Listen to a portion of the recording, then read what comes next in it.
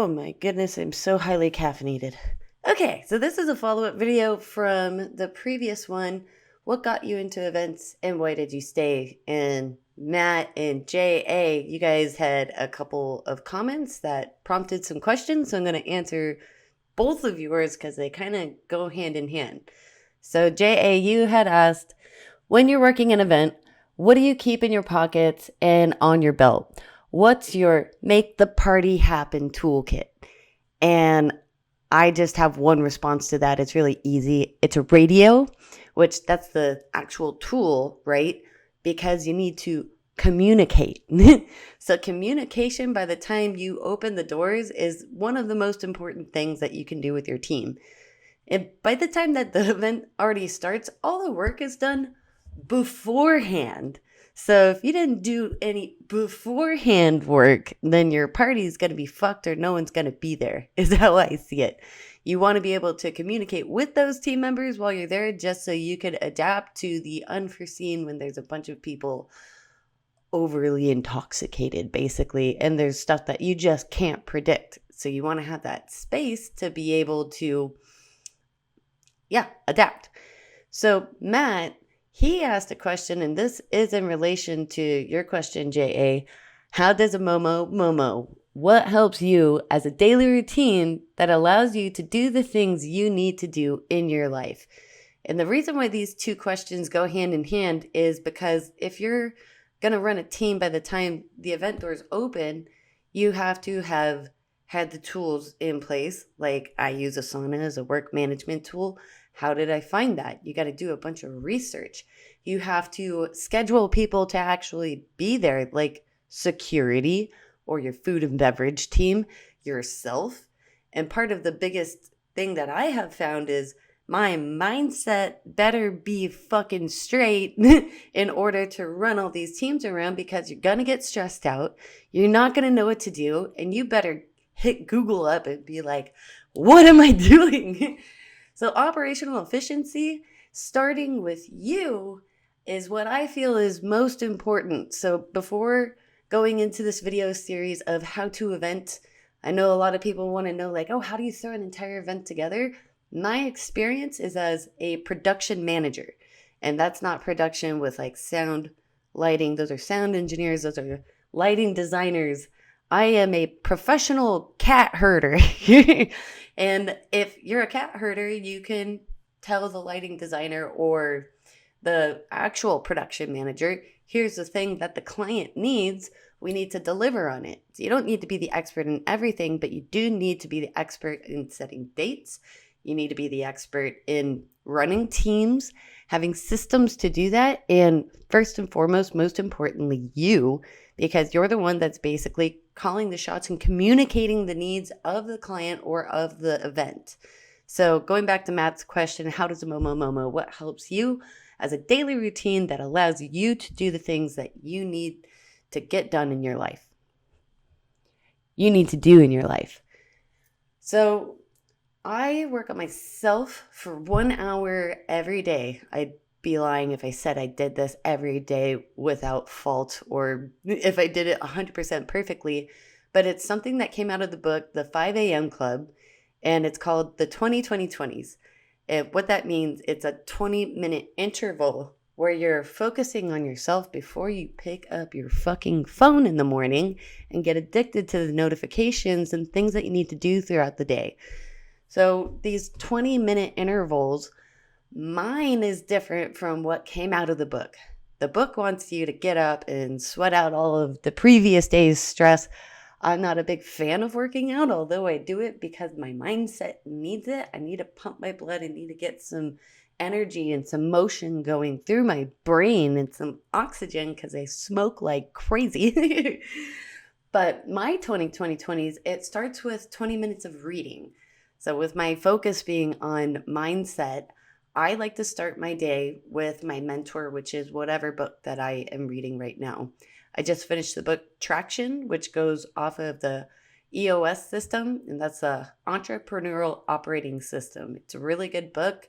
I went to an entrepreneurial summit, and this lady who was very successful said, if you haven't read this book, you don't know business. I was like, I better go get this book, I need this in order to keep my mindset straight for the rest of the day. Because if you wake up and you watch TV, you're getting influenced by that energy and what it's bringing into your life and your brain.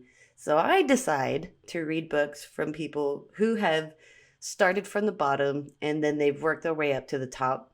And part of this channel is I don't want to pretend and say like I'm this multimillionaire and super successful. I also believe in myself and I like to see my progress along the way. So success is defined by me. I actually feel most successful right now with how I feel in the way that I think and respond to life events because I feel happy. And to me, that's successful. Financially, I feel like I'm going to be okay. And I know I can do the work in order to hit some financial goals. So that's my first 20 in the morning is reading and making sure that it's something that's going to influence me in the correct way. My second 20-minute interval of my mornings is really simple. It's just yoga. So on the days where I need to bolt out of the house, just to keep the habit going, sometimes I'll just 3 times maybe throw in a sun salutation. Don't mind my armpits or comment on them. I don't give a shit. But what I like to do, it's actually an 8-minute long interval, and it helps bring more oxygen into my brain. So if I do a full cycle and complete it, I really want to be a badass to my own 2020s. I do 20 burpees. So that's a jumping jack. You jump down to the floor, you push up, you jump up, and then you squat. And I do that 20 times, and I try and do it with perfect form. By the last 5 right now, it's difficult. Sometimes I'll take a breath and give it some time, slow down to where I do have as perfect a form as my muscles will allow me. I never stop. If I feel like I can't hit that 20, I'll take a break and I'll make sure that I do hit the actual 20. If I start this and I don't complete it, I don't feel good about myself because I told myself that I was going to do something and then I didn't do it. When you start doing that with the little things, especially like exercise, we're not doing it at all that day, it will make you feel like you haven't accomplished what you said that you're going to do, and it affects your happiness. So when you say you're going to do something, you better do it. Like my calendar is what tells me what to do every day, especially if there isn't someone telling me how to be or what to do. I do that. And I make sure that I do it, even if I don't have anyone looking over my shoulder, making sure that I do, because I know it affects my happiness. So that's my second 20-minute interval. My third one, I give myself options. So I could either clean my house. A clean environment, I struggle with depression. So if my place is utterly fucked up and there's clothes on the floor, or I haven't cleaned out the litter box, that affects my mindset. Which it's very important for me to have a place that's clean. And I do struggle with depression. So once it starts piling up and I see these things, it's another way that I'm not doing what I say I'm going to do, because having a clean environment allows me to not be distracted by the cup that's on the desk. So I can deal with other people throughout the day. Some days are harder than others. So cleaning is really important, even if it's just picking up the socks off the floor. One thing that I have told Tommy, shout out to his channel, he's silly as fuck, is if the only thing that you can do is make your bed, then just make your fucking bed. Like that one thing that you do in the morning is going to be a reward for you when you come home at night. So when you see that the bed is made, I don't know about you, but it's a domino effect. Now I can put my laundry away. Now I can maybe play. I don't have any partners right now, so I don't play, but it'd be nice. It's an opportunity for when it comes around. So it's important to have that clean space, or to continuously do something a little bit better every single day is how I see it. So another thing that I do as my optional third 20-minute interval is journaling or meditation. And I don't have plans for these because if I feel like journaling, it's because I'm so passionate that I need to get something out. I guess this is part of it, but there's something to physically writing something down and then reading it later. So it has an energy to it that is, in my opinion, it releases as it goes through your arm and onto the paper. Sometimes I will keep whatever I write. I will burn them because it's something that just needs to get out. Writing is my way of expressing, and reading is my way of feeling understood, because there's another mind that put all this time into coming up with an idea, practicing it, getting hopefully so good at it that someone asked them to come and write a book, and then they're teaching it to other people. So when someone else thinks like me and I relate to someone else when I'm reading, it's like, oh, I'm not the only one in the world. When I write, I just gotta get some steam out.